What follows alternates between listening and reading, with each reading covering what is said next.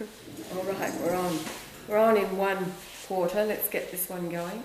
The screen capture. Hello, before the microphone. Did it this time? Here we go. Screen capture, camera, and microphone, all going at the same time. Let's see if my computer seizes up. Anyway, what a morning. This is show 47. It's going to be late, of course, because we're recording this at 10:30. It's got to be up in an hour and a half, and we've got an hour to talk. Go up, busy. All right, so what's happening in the world today? Absolutely sickening. Well, the first photograph that comes up on the screen, what program did that? It was not a program. It was a share of a photograph that is going around through Facebook and on the web. There in Palestine, in the hospital, and I can't tell you how I slammed it shut. There was another one last night with a child whose half of its head was missing in her father's arms. This one was half the body was missing and the intestines were spilling out. So what are the world leaders doing? We've got Putin wandering around in Cuba, Argentina, and Iran. What are they doing? Making statements to the United Nations. My God. This pipsqueak of a nation has you all bluffed.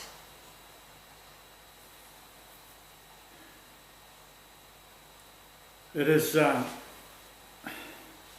quite astounding how people who call themselves Christians are not saying anything. Well, they register their complaint to the United Nations, which is like putting your hand up in a classroom of 1,000 and going, I object. Hello, in a whisper. I'm stunned at Egypt. They have actually closed off the supply lines into... Oh, that was ages ago. That was while we were there. That's all done in history. The whole world is fucked. None of you are worth saving. None. I tell you who are. The wake-ups on cyberspace. It's the little people screaming. What are you world leaders doing? You're all Satanists. Yeah, well, they put on a good show, don't they? Look at Putin. Oh, he's a lovely man. Yeah, what did Jesus do? He went in and turned over the tables. I tell you what. Well, I've just tweeted to all the Israeli embassies around the world and to Netanyahu himself. If somebody can get me his phone number out there, please get it to me. It seems Putin can talk to him. What did they talk about? It's all up there on the Kremlin website. Oh, Prime Minister of, whatever, Putin talks to the Prime Minister of Israel. So how effective is it? Hello?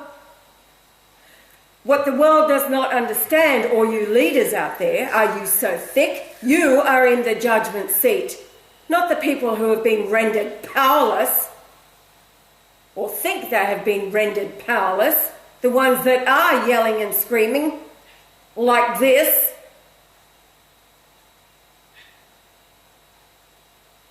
The judgment is on your heads. What are you doing? Not what are you saying.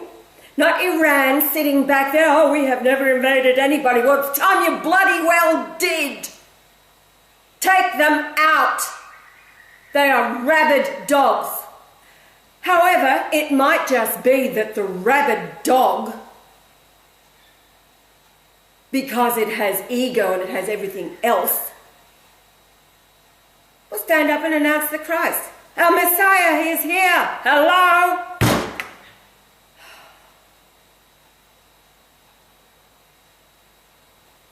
Now, if I could get a nation like Iran or Russia, what would I do?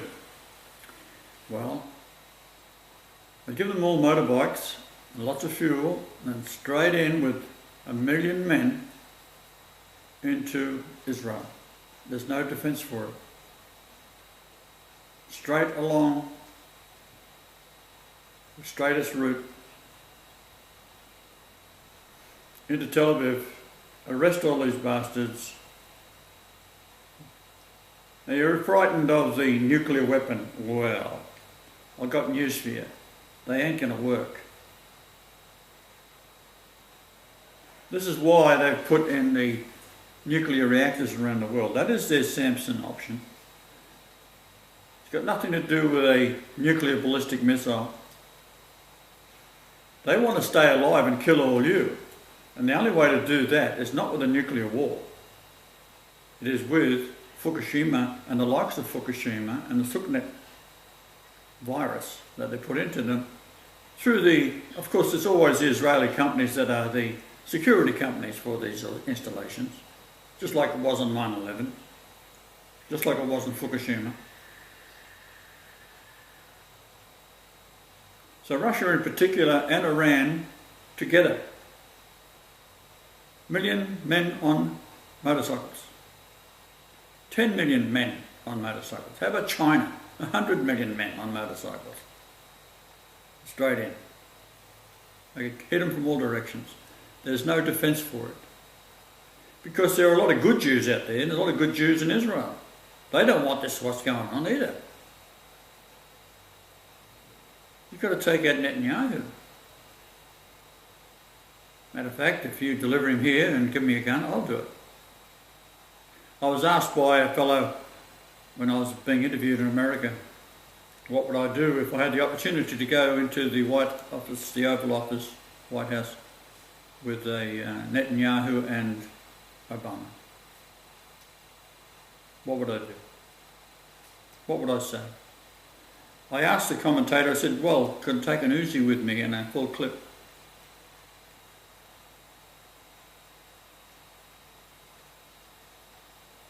Are you listening?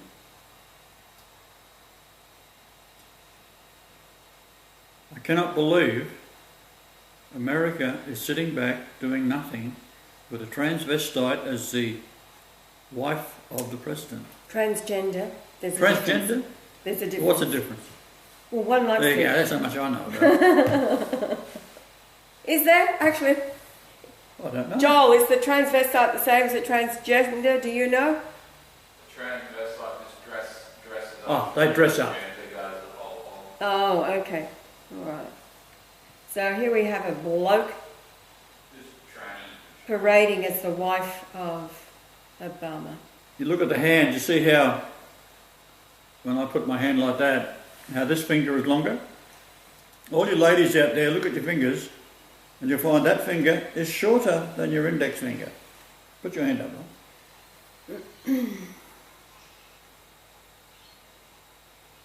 Mine's about the same. No, hold the end up straight.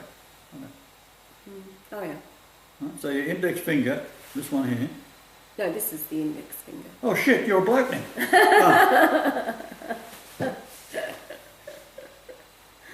Oh.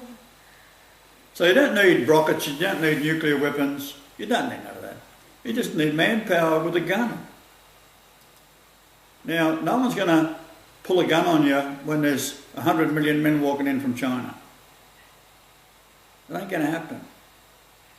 They're going to surrender on the spot because run away. There is one clause whether I would advise with an invasion of Russia or China. Take no prisoners. Whoever you see with a gun, shoot him.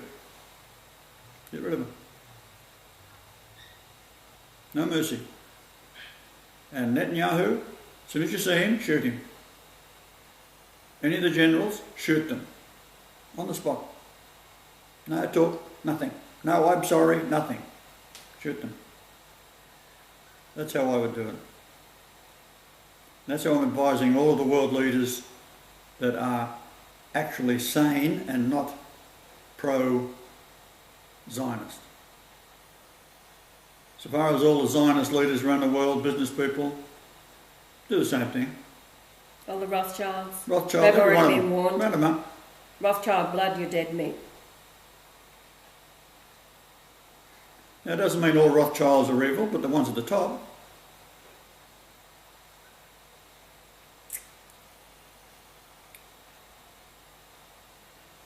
So that's the state we're at this day.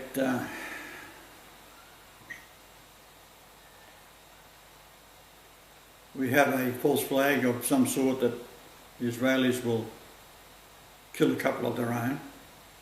They've done it for years.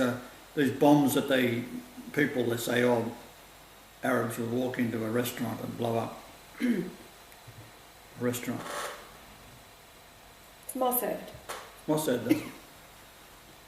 In the Noahide laws and the Talmud, it's quite clear that they will sacrifice every so-called Jew on the planet so that they can take Israel and set up the Rothschild homeland, because it's the Rothschild who owns it. The Knesset was built by the Rothschild. We'll just go through a little list. This was compiled in 2008. It's over at the Whale website, and I posted it to my... What website is it? Whale.to. They have really good information. Whale, W-H or W-I? W-H. Well, it's on my Facebook. I posted it there earlier in the week. Lusitania Churchill, who was half Jewish, leaked intelligence to Germany that Lusitania carried munitions, and then it was sent in a U-boat infested area. The ship was supposedly torpedoed and a massive bomb exploded, killing 1,200. This set the stage for Wilson to bring the USA into World War II at a later date. Kristallnacht, when government officials were away, Jewish paid thugs went on a rampage in Berlin and some border town. Nazis were blamed and world opinion favoured the Jews. Bromberg massacre, an estimated 58,000 German civilians lost their lives in the massacres carried out prior to the 1939 invasion. A website on the atrocity at Bromberg explains how Polish Bolshevik Jews massacred 5,500 Germans on one bloody Sunday in 1939. This was the flashpoint for the Polish invasion. This is when Hitler was standing up and saying to the democracies, what are you doing about the Danzig, about the German people being slaughtered by the Jews? They did nothing, of course, and then once Hitler went in, cleaned it up, Britain declared war on Poland. The King David Massacre, July 22nd, 1946. Jewish terrorists blew up a hotel and killed 91 British soldiers and blamed the atrocities on Arabs. When later caught, they said the British had a list of their Arab spies and were going to turn them over to the Palestinians. The goal of the false flag was to pit the British against the Palestinians. Lavon affair in 1954, Israeli agents working in Egypt planted bombs in several buildings, including a United States diplomatic facility, and left evidence behind implicating Arabs as the culprits. The ruse would have worked had not one of the bombs detonated prematurely, allowing the Egyptians to capture and identify one of the bombers, which in turn led to the roundup of an Israeli spy ring. RFK, that's Robert Kennedy assassination, June 1968, is shot by a PLO busboy named Sirhan Sirhan. Kennedy was running for president and would have sought revenge over the Israeli killing of his brother. The use of a Palestinian was a little too Hollywood. Then the USS Liberty, June 6, 1967. 6 fighters, 3 torpedo boats and 2 assault helicopters attacked the USS Liberty. There were 24 dead and 177 maimed. F-4 Phantoms were en route when President Johnson stopped the rescue. Israel's plan was to blame Egypt and have the US retaliate against Egypt.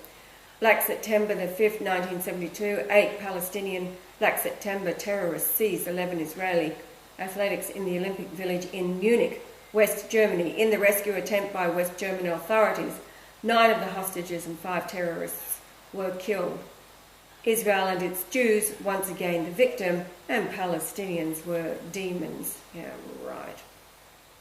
1976, Entebbe, Israel faked a hijacking to Kenya and then pulled a rescue portraying themselves as elite commandos. Arabs look like monsters, and the Israelis, having suffered countless persecutions, have decided to fight back. 1982, Abu Nidal, who was an Israeli black ops agent, attacked the Jewish Goldenberg's delicatessen in Paris. 6 were killed and 20 were wounded, of which 2 were Jewish. Pan Am Flight 73, A747, en route from Karachi to Frankfurt. its final destination of New York. 4 hijackers took control of the airplane for the next 16 hours. They held 379 passengers at gunpoint while the pilots escaped. The plane was stormed and 20 died. Then you've got Beirut Marine Barracks, October 23, 1983, 241 Marines died. Akil Lura, 1985, Abu Abbas, 15 Arabs took over a cruise ship and threw a Leon Klinghoffer overboard. After 2 days of negotiations, the seajackers abandoned the ship. In this false flag, the Israelis turned world opinion against the Arabs, while once again portraying themselves as victims. Then 1984, English woman shot. Zionist Jews staged a protest outside the Libyan embassy in London. Approximately 25 English bobbies were used for crowd control. During the middle of the demonstration, a shot rang out and a female bobby named Yvonne Fletcher was hit and killed. The shot came from a building used by the Mossad to spy on the Libyan embassy, but the newspapers overlooked that. So then you've got Alia Airliner, 1985, Lockerbie, December 1988, Amia, 1992, Luxor, Egypt, an attack in which 58 foreigners, most of them Swiss, were killed, 71 killed in total. The Arabs blamed the Mossad. 6 gunmen disguised as police emerged from nearby cliffs and fired randomly at tourists. This was all designed to destroy the tourism. Israel destroyed Egyptian tourism and turned world opinion against Muslims. And Khobar Towers, 1996. Karen A, 2000. Israel intercepted a ship. 2 airports attacked in 1985. La Belle Disco. The Oklahoma City Murray building, 1993. That was Mossad. Flight 840. TWA's flight flying from Rome to Athens with 115 passengers and 7 crew on board. And then the World Trade Center in 1993, Port Arthur massacre here in Australia, 1996. That was a 2-man Israeli counter-terrorism team, wounded 25 and killed 35 at a remote tourist. It only took them 90 seconds in the Broad Arrow Cafe to kill 20. Centre at Port Arthur, Tasmania. The blame fell on a mentally challenged man named Martin Bryant. Photographs of Martin Bryant had been digitally manipulated with the effect of making Bryant appear deranged. He has served as a designated patsy for this crime ever since, and this was during the reign of John Howard here in Australia. He's one of the biggest monsters of all time. Yeah. Then, behind the Bali bombing of the CIA and the Mossad. So this is a pretty complete list. Birmingham, 1998, outside an abortion clinic. Egypt Air 990 in 1999. Israel planted a bomb. The USS Cole, September 11th, of course. Flight 587 in 2001. And that was after the September 11th. Then the Bali bomb kills 182, most of them Australians. Again, John Howard was complicit in that. He said, go ahead and do whatever you have to do to bring Australians into line. It's all about a gun round-up, keeping Australians in line. Kenya missile, 2002. Israel claimed Al-Qaeda shot 2 SAM missiles at a jet on takeoff. Israel used this incident to help lay the groundwork for shooting down a US airliner. Manila, 2003. That was a ferry killing 103. CIA bomb in Gaza, 2003. Madrid train, 2002. No, that was 911 days after 9/11. Yes, and then 2004, Mossad bombed 2 airliners over Russia. So it goes on and on and on. And of course, this is an incomplete list. This was put together in 2008, so the list goes on. And of course, the latest is the supposed kidnapping and killing of 3 Israeli boys. You can bet your bottom life Israel did it. And so their retaliation is to slaughter. I think the last count I read from their own site this morning was 104 Palestinian, mostly children, dead. And the bombing continues while they are lined up on the Israeli side. They're so scared to death. You know, it's so pathetic. What really, the mentality of the English-speaking peoples, the churches, etc., those who are rooting for Israel, if you like, when you read, go over and read the tweets that are going out from Netanyahu himself. It's all sport. You know, how they say, and their slogan has become 15 seconds, and so they have this clock ticking down. I've got 15 seconds to get to an air raid shelter, a bomb shelter, etc. Can you imagine living your life this way? You know, playing, it's all through their embassies, so it's become like the Olympics, the 5, now it's this 15 seconds, 15, imagine having to live this way. It's their psyop, it's their, you know. In the meantime, they're taking photographs of people sitting down on the sidelines, if you like, as in a gladiator sport. They've got their chairs out, plastic chairs, in watching the fireworks over in the distance as Israel is firing on the Gaza. And so when Hamas, who's defending the Gaza, fires with their homemade rockets, what a joke. So what they have is, you know, you've got a rocket that would, you know, if it landed in this, and if it landed on my piano over there and exploded, we'd still continue talking here, uninterrupted, compared to what is being dropped on Palestine. Hello, this is like, you know, a mouse going up an elephant that is dropping its foot.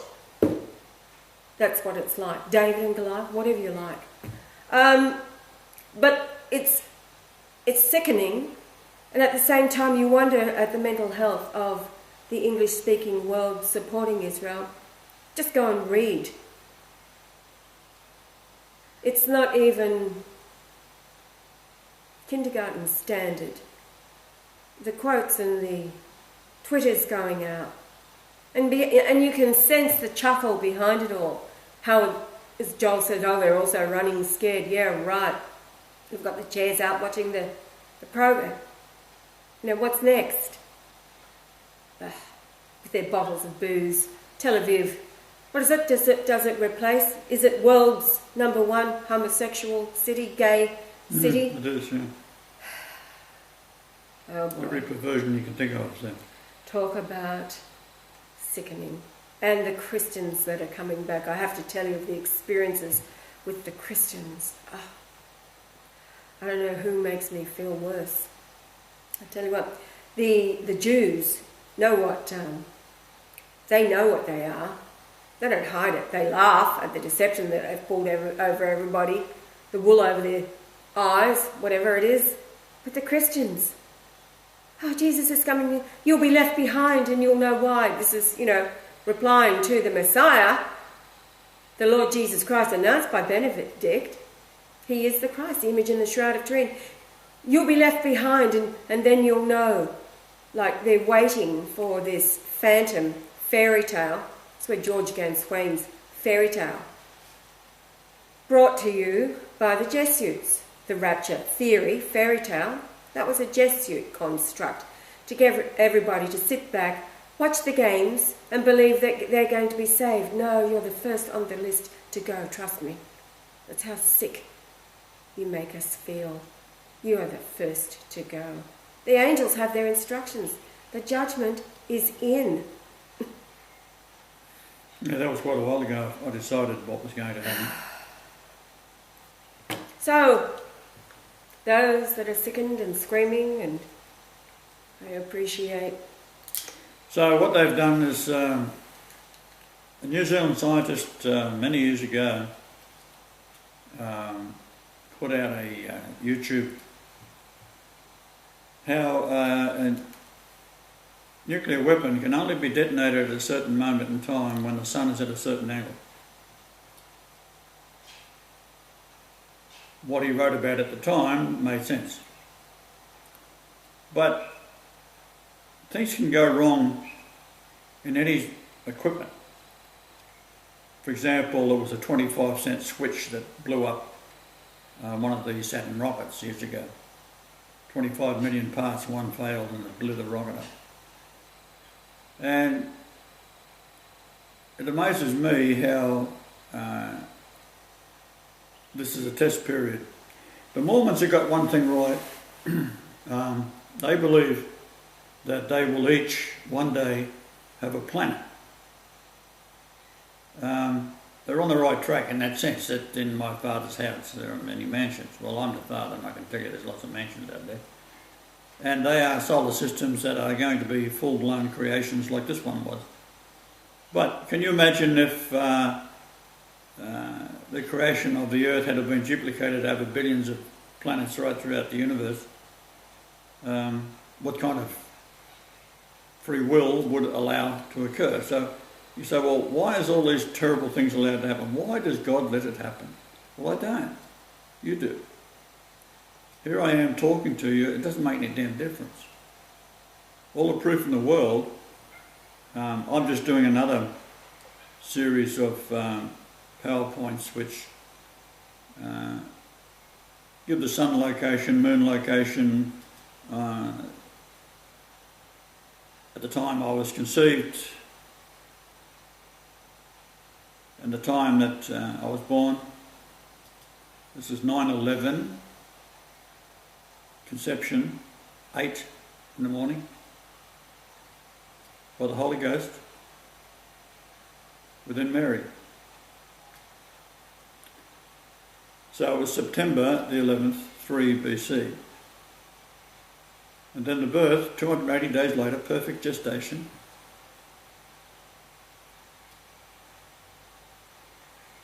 June the 17th, 2 BC. Now, what I've done is plot the position of the moon and the sun, which is the same as taking a line. Let's say you shot a laser beam from the centre of the Earth to the sun. Where it exits the Earth is that latitude and longitude, which gives you a point to measure from with your sophisticated GPS equipment these days, which is I've had for many years now. And you can then measure from that point to the birth location. It was, if you're measuring, 31.68 at a height of 2424 feet at 31.68 degrees north, which is Bethlehem. So you can measure from that point to where the sun was or to where the moon was, and you also have the night side. This is the other side of the planet. That'll give you triangulation, to give you distances. You can measure to the pyramid. Then you can measure from the conception of the sun position. At 8 a.m.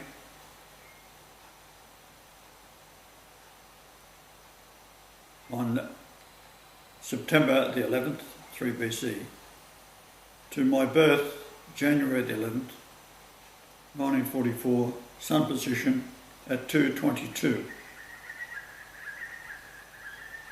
And that gives you the word perfection, fulfilled, completion, rise again, innocence, holy.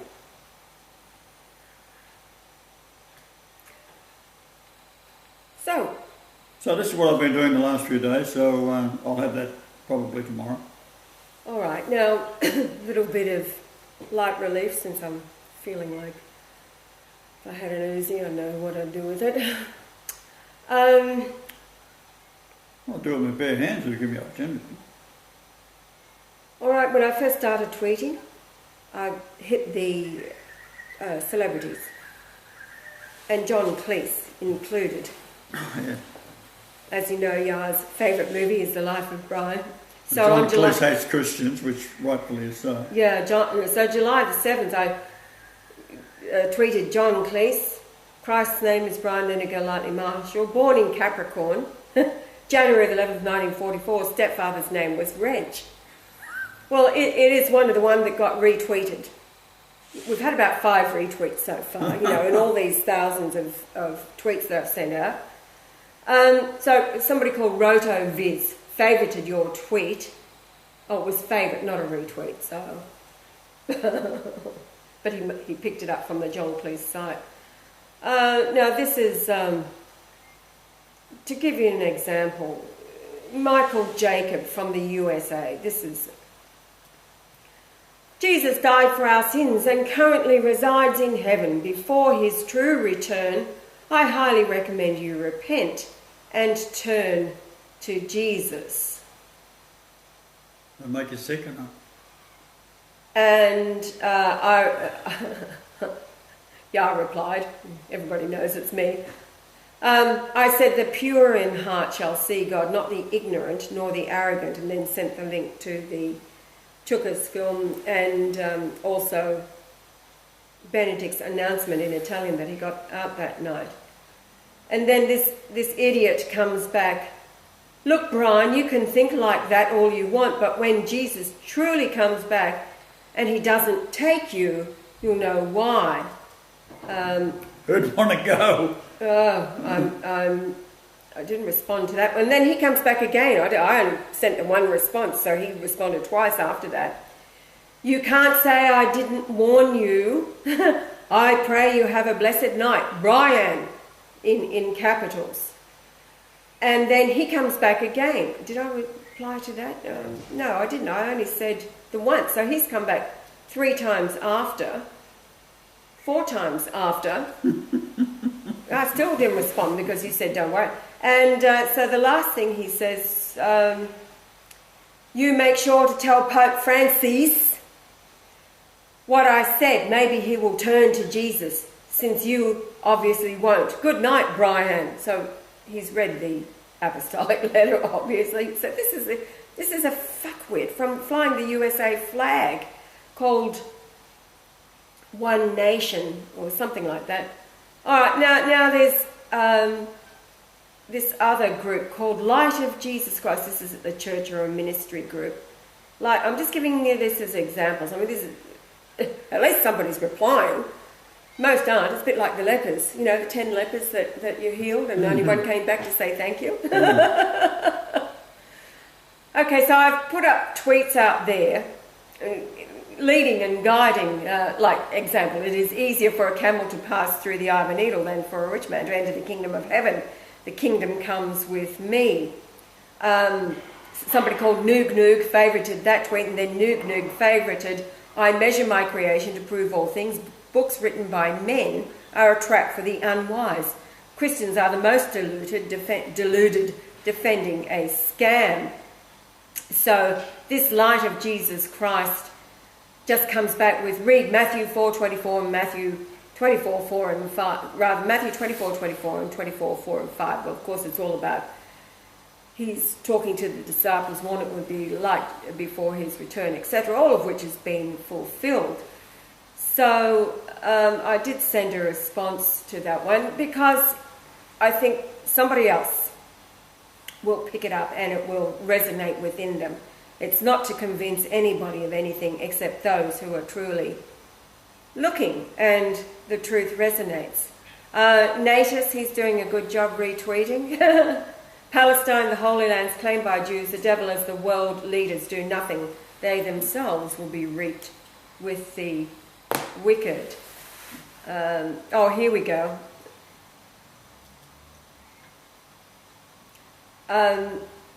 This idiot says, if we cut you open, it's blood and water that will come out of your body.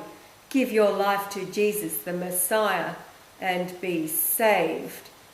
And then, what's that all about? Oh, look, you need salvation. Give yourself to the Messiah, Jesus. So it's the image of the beast that they are worshipping. So I respond to that again. But you've got to remember, these people that are responding, they haven't studied all the stuff. No, they haven't. No. Nor do they want to, because they're so consumed by the rectum Jesus, right? Yes. It's amazing. But this is after I've sent out the Apostolic letter. No, the movies. You know, like seeing is believing. The Chuka film and Benedict's. This is what these idiots are responding to. Oh, I agree. So after Light of Jesus Christ, I say, I am He. I was containing myself this morning. I didn't come back with, your favourite word. I am he. In this day, many say they do what they do for me. No wonder I get into trouble. Yeah, You do totally. what I'm talking, it's me. That's it. But I always ask you, is this okay? I'm going to let it go. I say to them, no, I am he in this day. Many say they do what they do for me. I say to them, I do not know you. If you were mine, you would know me. Now, that's backing up the scriptures as Jesus. Many, like the people are coming to Jesus, and he says to them, look, many in that day will come to me, Lord, Lord, did I not raise the dead and heal the sick in your name? And I will say to you, depart from me, for I never knew you. So this was that response. All right. There you go. Do a close-up of those lovely lips of yours. My lip-ons of mass destruction. Oh, I need a laugh this morning because it's so devastating, all this horror that's going on. And it's devastating the saints. They're just...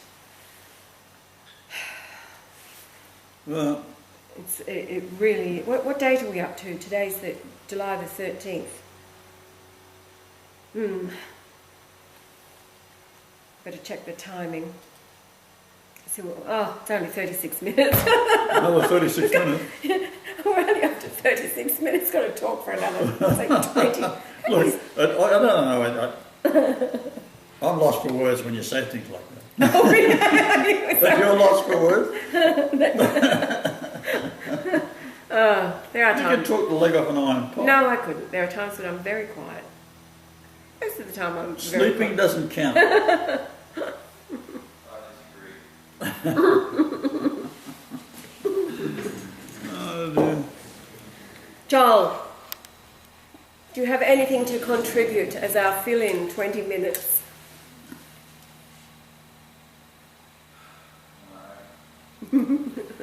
Heavy sigh. Now,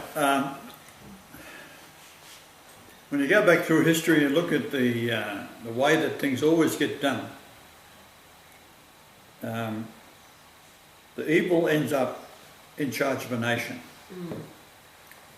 The way they do that, of course, is they kill off the opposition, they control the media, and then blame someone else. So, you've got the Bay of Tonkin, that was the Vietnam thing. The Vietnamese, why were they attacked? What was the whole idea of it? Well, sell weapons, this is how, spend money, and you've got your straw man account, and you send 51,000 US soldiers over there, plus how many Australians and New Zealanders that were killed off, and of course the reaping is the straw man account. And people don't know what that is. It's basically for those who don't know, and I'd say the vast majority of people that's listening to us do know, because there's only 6 of you. No, we have 67 followers 67 now. followers. 67 followers on the radio. Less over at the... So if anyone has just tuned in, they don't know what a straw man is. Your birth certificate is sold when you're a newborn baby. Before it is given to your parents or registered, your parents fill out your date of birth and the location. You got the doctor or the nurse that fills out the registration itself. And that is passed off to the registrar, and then from there they are bundled up together with all the other children born in the same week or whatever, take it into a court where a Freemason or a Jew sits and calls out the baby's name, and the baby doesn't answer, of course, because it's still in hospital with the mother or at home, and as the baby doesn't answer, it is then determined that the child is intestate, which means dead without a will. Now, it's a very odd thing when you think about it, dead without a will. What could that possibly mean? Well, the birth certificate is then sold, usually to a bank or a insurance company, one large corporation, Jewish of course, and then it's traded on the stock market. Now, when I was a child, £1 million was a lot of money in 1944.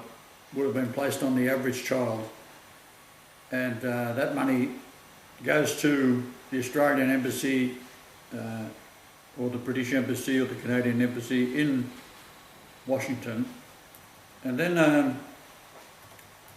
an account is drawn up in your name called a straw man, and it's all in capital letters. Now what the capital letter indicates is that you're dead. So that's why when any correspondence comes from the government, it's in capital letters. If you go look at your driver's license, it's capital letters. If you look at the credit cards, they're in they're in capital letters. All your bank cards, FPOS, ATMs, all in capital letters. It means you're dead. So with the Vietnam War, for example, let's just take the Americans that died. 51,000 people died. Well, they might have ranged in age between, 20 to 35, 40 years of age. And each have a strawman account which pays out to the owner of the birth certificate. So if £1 million was invested in me, for example, because they know who I am, they're going to kill me big time. It was a lot more money than that. It's probably in the billions. And what I'd be worth today, dead to whoever owns and it's probably the Australian government who owns my birth certificate, is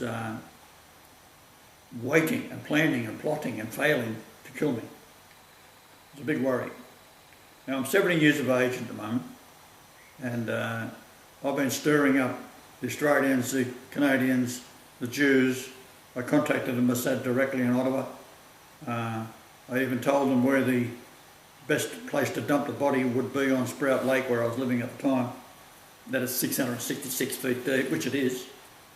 I gave them latitude and longitude of it, and I put a rope and a cinder block in a canoe at the end of the dock and said, right, come and get me anytime.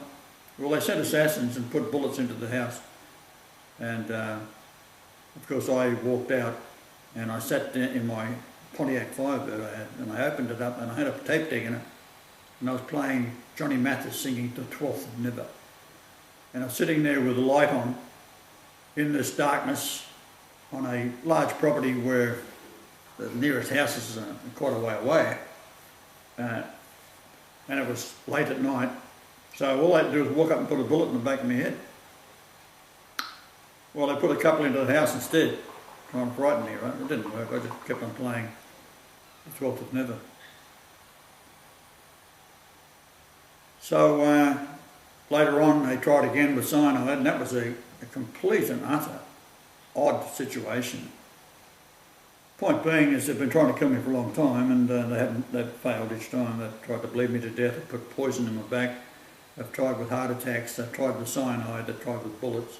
They tried to crash me off a cliff in a truck by spraying water on the hill that my truck would be driving down, and it's just locked up, and logging truck as well, and slid down the hill and off the cliff into a stand of trees, turning on its side, and I went off to heaven and was carried back by angels. You're the only one who can do it. Sorry. So this verified the date was August the 30th, 1950, when in the convent around lunchtime, the two lads were talking. One said Jesus was a Pharisee, and one said no, he wasn't, he was a Sadducean. They were about 9-year-old and I'm 6 years old. And I went into a rage, which I was very, very prone to do at that time, because the world was so frustrating for me. I had super intelligence and dealing with idiots all the time. And I rushed towards them, ready to punch their lights out. As I did, they stepped aside, and I screamed at them that Jesus was an Essene. Now, a 6-year-old child in Australia at that time, 1950, no one knew what an Essene was. The nuns didn't know what an Essene was. Priests didn't know what Essenes were. Never heard of it, because it's almost written out of history. But as this occurred, I was propelled, as I'm moving forward, to be in 6 AD, that era, 5 AD, something like that. sitting on the steps of an old synagogue because we were just, Mary and Joseph had just walked back from Egypt.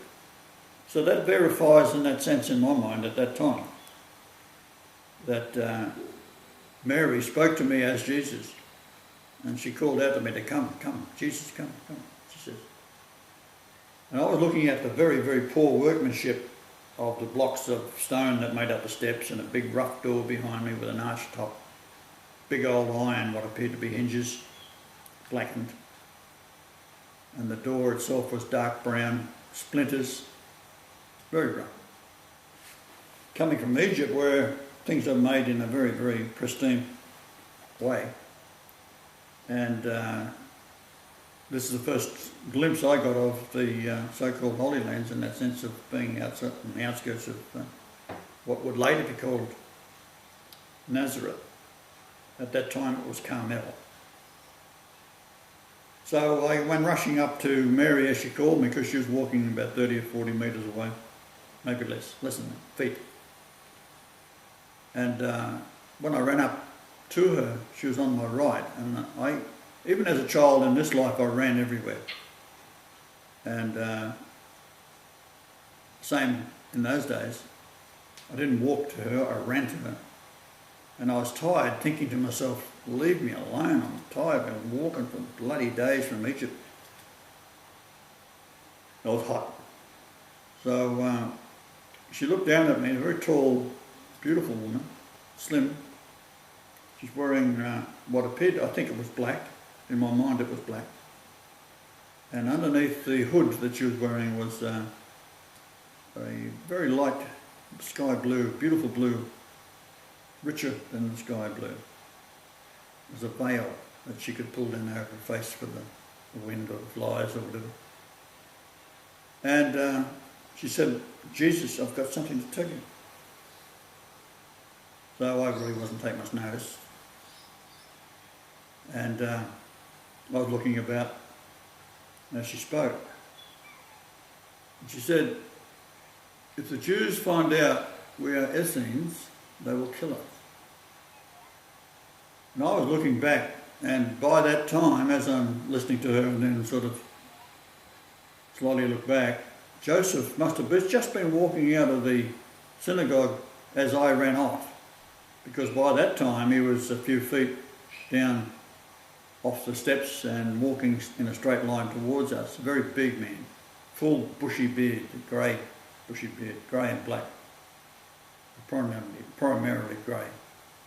Long hair, wearing a long grey garment with a darker grey strip on the one side, the left side, bordered on either side with two lines, very, very fine lines.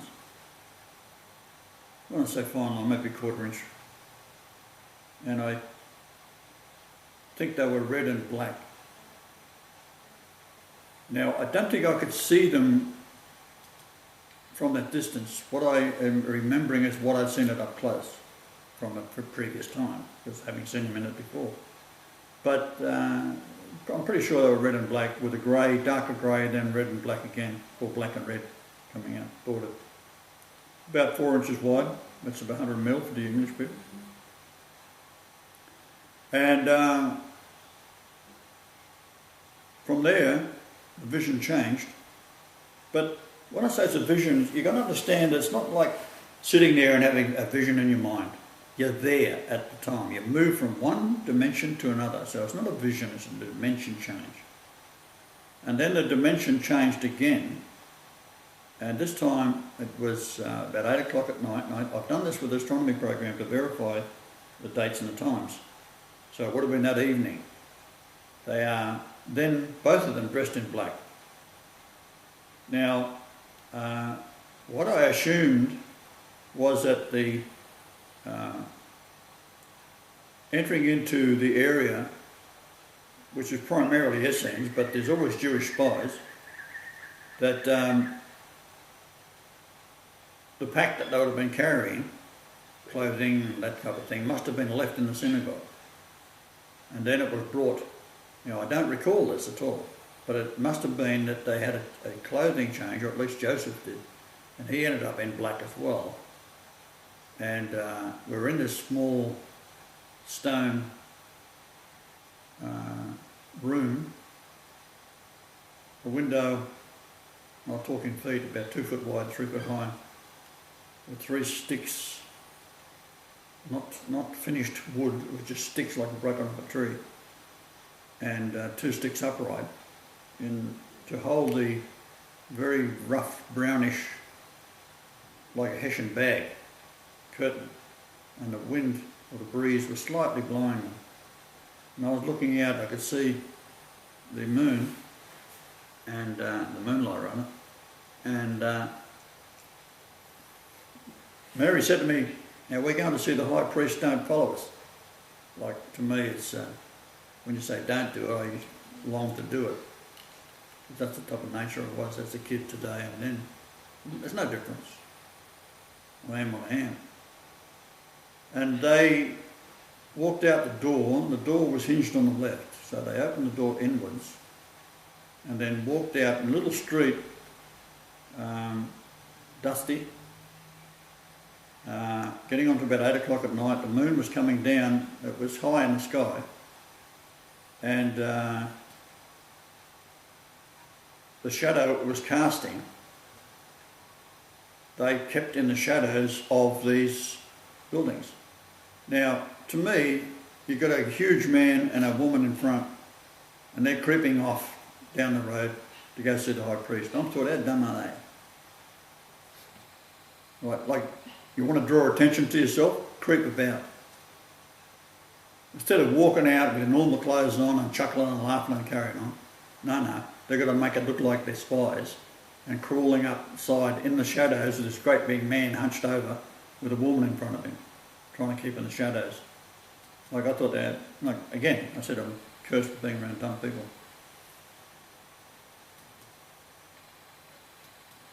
And then the dimension changed and I was back in the schoolyard, standing there stunned by what had happened.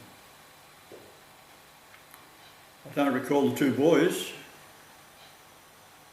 I didn't know the 2 boys, they weren't familiar to me, but I knew that they were probably angels. So that's the kind of thing I've had to put up with, and then, because now you're in like 1900 odd years later, you've got to deal with the insanity of these idiots. Now, when you tweet to them, darling, you get a strange, stupid reply all the time. It is absolutely unbelievable. Absolutely unbelievable. The people are so dumb. I mean, they were dumb then, but they're dumber today. Also, the people were bigger then, by the way. How are we going for time there, little precious one? Well, I think we should come to an end because Joel has to process and get it up. So, yes, well, we're at 53 minutes, so yesterday was a short one. Yeah, I got little stories like that I can talk. A lot of these things I sent off to the Pope, and he was expecting me to come back quoting scripture. Well, the hell with that. I was talking about the things that happened, like that. And he would sit up, and I can imagine the old guy sitting up in bed waiting for me to answer his emails. Because he decided it was best to have live email chat rather than a phone, which was a good idea because they're all recorded. And so Father Giuseppe said that the old man would be sitting up in bed trying to stay awake, waiting for me to return the email. Well, he loves getting, don't worry, he loves getting emails from, he loves hearing from you guys. Gets a spring in his step. Anyway, let's say goodbye. Hasta la vista. Hasta la vista. As I shut all 3 down now, what do I do first? Let's see, I can stop the screen recorder first. Yes.